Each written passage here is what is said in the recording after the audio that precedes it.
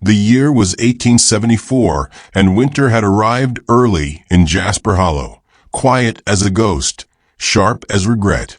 Snow clung to the eaves like the silence that blanketed the auction yard, where a woman stood barefoot on the timber platform, wind tugging at the edges of her fraying shawl. Her name was Delilah Monroe, and though the town used to say she was the prettiest preacher's daughter for 5 counties, now they only whispered things you couldn't quote in church. Her eyes didn't search the crowd. She stared somewhere beyond them, above them, like a woman remembering who she used to be. Slush pooled around her feet. The hem of her brown calico dress, once fine, now sagged with cold and shame. Her hands were clasped behind her back, not tied, but still not free. The mayor, Hal Pickens, bellowed her worth like she was a sack of flour gone soft in the middle. 30 cents to start. Strong cook, clean, sober, good teeth. What'd you say, gents? No one spoke. Not really. A low chuckle. Then another. She's 30, one man muttered. Past sweet. No kin, no prospects. Don't eat much, though, another joked. That's worth something. The wind shifted. A child cried somewhere behind a wagon. Delilah didn't flinch. She had cried everything out months ago. She can keep a stove lit, Pickens added, trying harder now, annoyed. Make biscuits. Scrub floors. Was married once. Was, someone echoed. And that's when he stepped forward. A boot heel thudded once against the frozen ground, and every head turned. Boaz Creed, 6'6" if he was an inch, with a chest built like canyon walls, and a face that never smiled unless the sun forced it. He walked slow, shoulders broad beneath a worn shearling coat, hat low, eyes unreadable. Most folks hadn't seen him in town for 2 years. The wind seemed to hush for him. $1, he said. The mayor blinked. Pardon. Boaz looked at Delilah, not at her face, but at her bare, red feet. $1. Gasps. A few snorts. He's mad, someone whispered. Only thing lonelier than that woman's his damn ranch. Pickens cleared his throat. $1 it is. Sold. The gavel didn't crack like thunder. It tapped like something ending. Delilah didn't move at first. Not until Boaz walked up and took off his coat. He draped it over her shoulders with the gentleness of a man setting a quilt over a sleeping dog.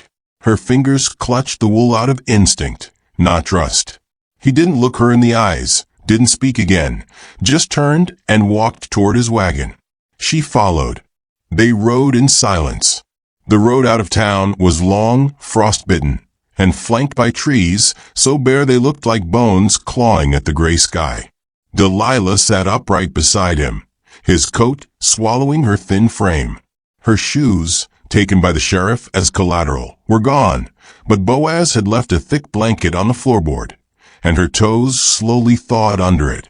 He didn't offer conversation, just drove, hands wrapped around leather reins, jaw fixed like he was holding something back or holding something in. The wind tugged at the corner of her shawl, beneath his coat. Why'd you do it? She asked, finally, barely more than a whisper. Needed a cook, he said. She turned her face away. The house came into view just before dusk. It wasn't grand, but it stood proud. A single-story cabin tucked into the hills, wrapped in a fence of cedar planks and stubborn solitude. Smoke rose from the chimney. A horse neighed in the barn. The silence around it was so wide it pressed on the ribs. He helped her down. Didn't touch her skin. Just steadied the coat as she stepped onto the frozen path. Then opened the door for her. Inside was simple. Wood stove, one cot against the wall, a rocking chair, a square table with one chair. A shelf with 2 tin plates, 1 cup, and a Bible. You'll sleep there. He pointed to the cot. I sleep in the barn most nights. Heat's better in here anyway. She looked around. I thought you needed a cook. He paused. I need peace more. That night, she found a tin of beans, some cornmeal, and made stew with trembling fingers. Her hands remembered what her heart had forgotten, how to nurture. He came in as she set the pot down. SaidHe ate quietly, then looked up and gestured. Sit too. She did. Spoon by spoon, they shared silence. His eyes never roamed. Her shoulders slowly dropped. Later, she found another blanket, folded at the foot of the cot. A stitched quilt, rough, but made with care. She pulled it over her knees, and wept so softly even the fire didn't hear. 3 mornings passed. She woke early, swept the ash from the hearth, made biscuits that didn't rise, but still smelled like home. He fed the horses, chopped wood, fixed a loose shutter on the porch without a word. On the 4th day, a knock came. Old Thad Wilkins from town, delivering salt and flour. Behind him, his wife Tess, thin-lipped, eyes sharp. Well, Tess drawled, looking Delilah up and down. I see she's adjusting. Delilah said nothing. Tess sniffed. Folks are talking. Say a man don't buy a woman just for cooking. Say maybe you were always that kind, Delilah, even back when your husband. Boaz's voice cut like an axe through timber. You done? Tess blinked. I was just. You're done, he said again, calm as death. Thad grabbed his wife's arm. Let's go. When they left, Delilah stood frozen near the flour sack. She didn't cry, didn't speak, just folded the towel in her hand again and again. That night, she scrubbed the table until the wood grain bled raw. He returned from a barn, smelled stew, and washed his hands before sitting. She placed the bowl in front of him, then stepped back. You should have let her finish. I wanted to hear it all. Boaz didn't look up. You already heard enough. I've heard worse. Her voice cracked. I lived it. He looked at her then. You didn't deserve it. She blinked, then turned away before he could see what it did to her. The next morning, she rose before dawn, packed a satchel with the blanket, a biscuit, and the stitched note that read thank you for letting me be warm. She stepped toward the door. Boaz was already there, coat on, arms crossed. You leavin'? I don't belong here. He looked at her satchel, then at her. You think you belonged in that town? She didn't answer. He stepped aside. Go if you want, but I'd rather you didn't. She paused. You said you needed peace. I still do. What if I ruin it? He nodded once, solemn. Peace ain't real if it can't hold pain too. She dropped the satchel. That evening, she set the table for 2. He added a second chair, handmade, uneven, sturdy. When she sat, it didn't rock. Later, outside, the sky turned to pewter. Snow began to fall again. He fetched a pail of water. She stirred the stew. Their eyes met through the steam curling from the pot. Neither smiled. But something shifted. Something thawed. And just as the fire dipped low and shadows climbed the walls, Delilah found a folded scrap of parchment tucked beneath her plate. It was a church registry. A name scratched out. Another name, Delilah Monroe, written beneath in heavy, hesitant ink. And beside it, a single line. If you'll stay, build a chair beside me. Her hand trembled. She looked to the door. Boaz Creed stood in the doorway, coat off, hat in hand, watching her, not like a man who owned anything, but like a man finally ready to offer everything. The days came slower after that night, the kind of slow that settles behind your ribs and makes a home of silence. Snow hung heavy on the pines outside Boaz Creed's ranch, softening the edges of everything sharp. Inside the cabin, warmth grew not just from a fire, but from something else, unspoken, tender, and unsure. Delilah Monroe had not unpacked her past, nor had he asked her to. But her shawl now hung beside his coat on the same nail, and her presence, once hollow with caution, now felt like a hymn hummed in low light. She stirred stew in the cast-iron pot, while Boaz entered from the barn, boots muddied and shoulders damp from snow. His eyes found her before the hearth. She didn't turn, but she knew he watched her like a man measuring a wound he didn't want healed by accident. "It'll be ready soon," she said, not glancing back. He nodded. "Smells like patience." That made her smile, a small curve hidden in shadow. No such thing in stew. Only salt and thyme. They ate without words at night. But the silence was softer now, like the hush before a prayer. When he rose to place his bowl in the basin, she stood as well. Their fingers brushed. Neither flinched. It was a touch without demand.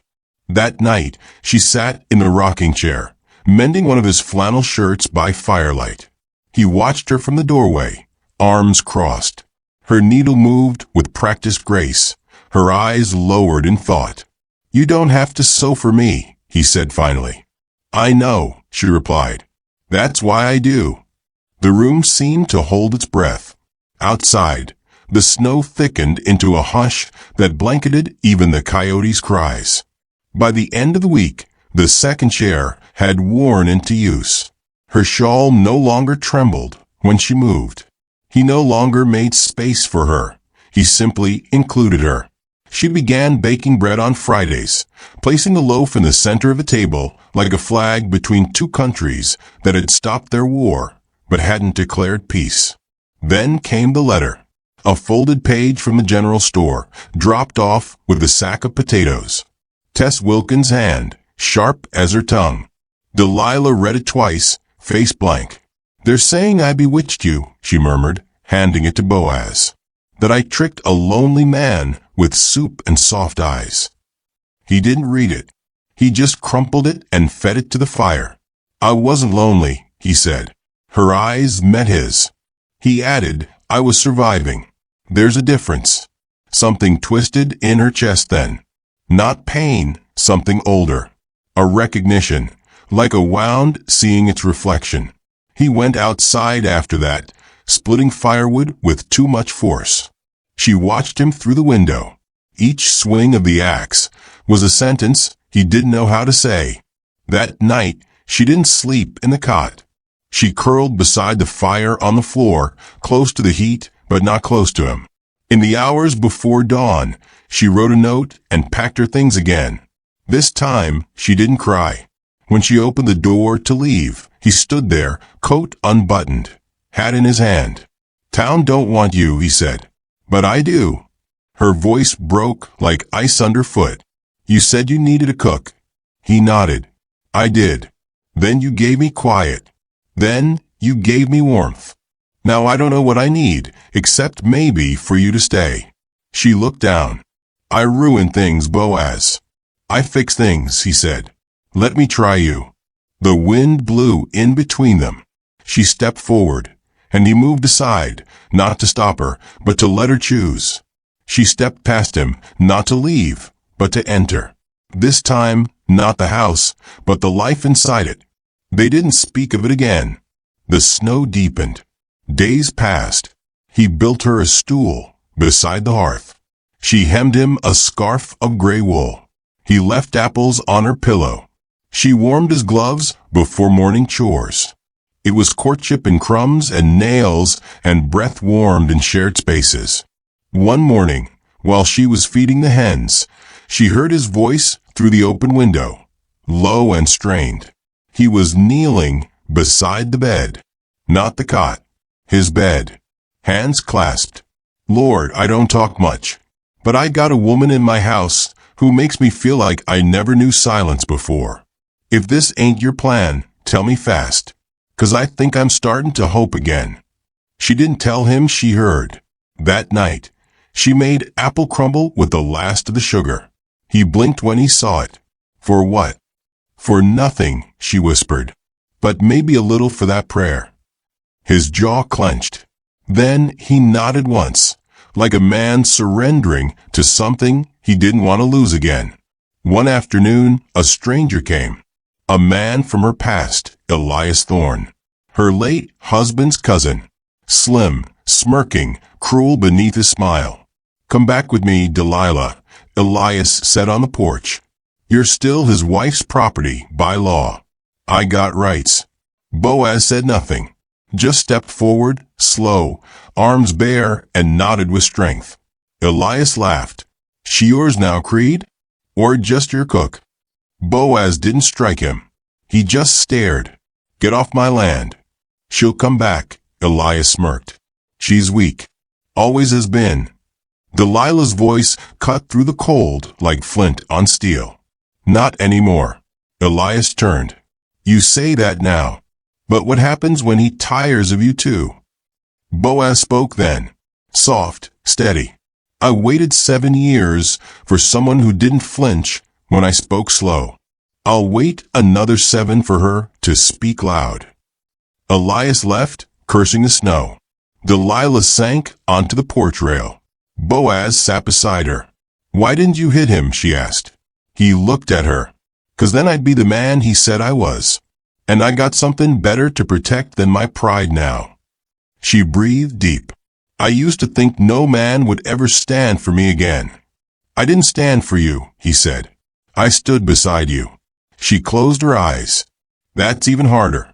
In the days that followed, they carved a space that no one could name. Not quite lovers. Not just kin. Something sacred and scarred and stitched slowly.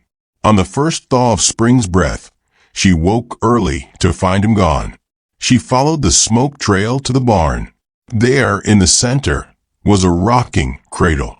He looked up, saw her, and straightened. I built it wrong, he muttered. Rocks too sharp on one side. She stepped close. You want children? His eyes met hers. I want ours. Silence. Then her hand found his. Held it. I thought I'd never be wanted again, she whispered. He kissed her temple. You were never unwanted, he said. Just misplaced. That night, by the fire, he brought out the church registry again. Only this time, the line with her name wasn't tentative.